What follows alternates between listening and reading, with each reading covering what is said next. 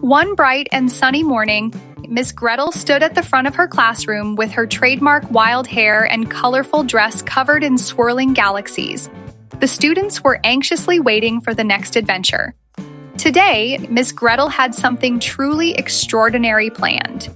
Today, class, we're going to take a trip back in time to the age of dinosaurs, she announced, her eyes sparkling with excitement. The students gasped in awe. They knew from experience that Miss Gretel's field trips were always full of surprises. "Hop aboard the bus, everyone," she called, leading them out to the playground where the school bus awaited them. But this wasn't any ordinary bus. It had been transformed with bright, magical colors, and its engine hummed with an otherworldly power. As the students climbed on, they noticed the bus was bigger than usual. Bigger, and with wings that seemed to flutter gently in the breeze. "Hold on tight," Miss Gretel said as she snapped her fingers.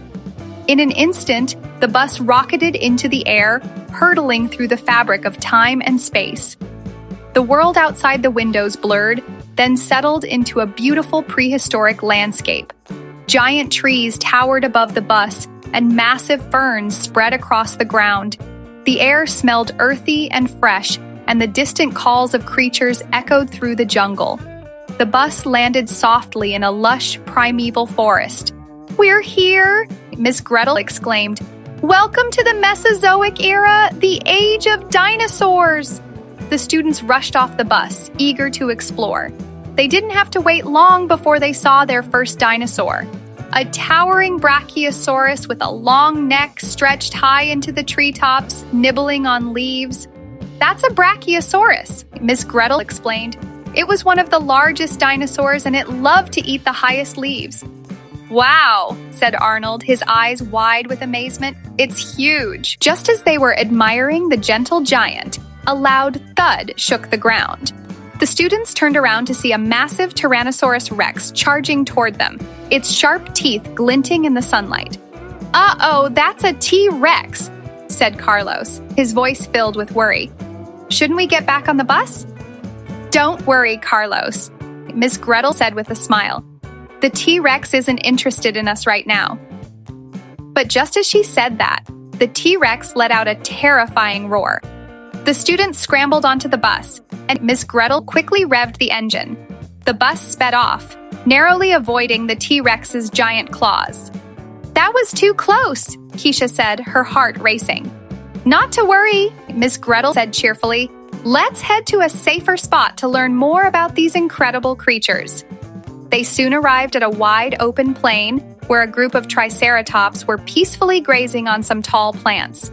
Their large, three-horned heads and bony frills made them look like peaceful giants. "These are Triceratops," Miss Gretel said. "They were herbivores and used their horns for defense against predators." The students watched in awe as one of the Triceratops turned its head, revealing the sharp protective frills around its neck. It grazed calmly, unbothered by the bus's presence. "Look at how they use their horns," said Phoebe, "just like in the books." "Exactly," Miss Gretel agreed. Triceratops were well-armored creatures, but they weren't aggressive unless provoked. Just then, a rustling sound came from the bushes. A small, fast-moving dinosaur emerged, a velociraptor. The students gasped as it darted between the trees, its eyes sharp and alert. "Now that's a tricky one," Miss Gretel warned. Velociraptors were fast, intelligent, and often hunted in packs. The students climbed back onto the bus, which quickly zoomed off.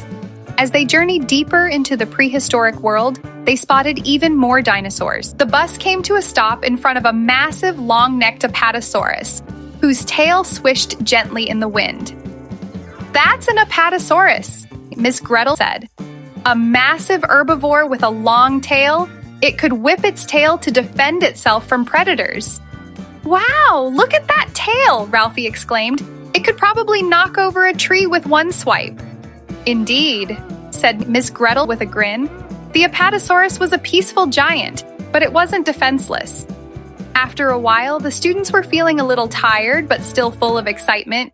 Miss Gretel gathered them around. "Now, class, it's time to head back. But before we do, let's take one last look at this ancient world.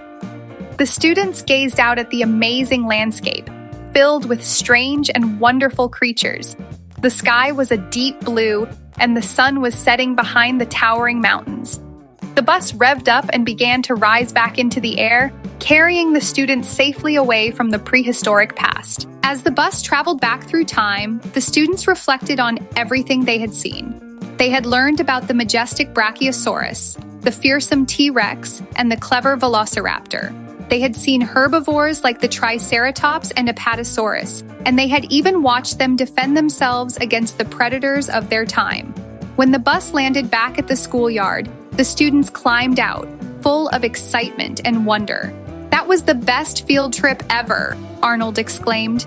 "Yeah, we saw real dinosaurs," said Ralphie, grinning. "I think we should visit the future next time," Keisha said, her eyes sparkling with curiosity. Miss Gretel smiled, her eyes twinkling. "The future is always waiting for us, but remember, no matter where we go, the adventure never ends. There's always more to learn, more to explore."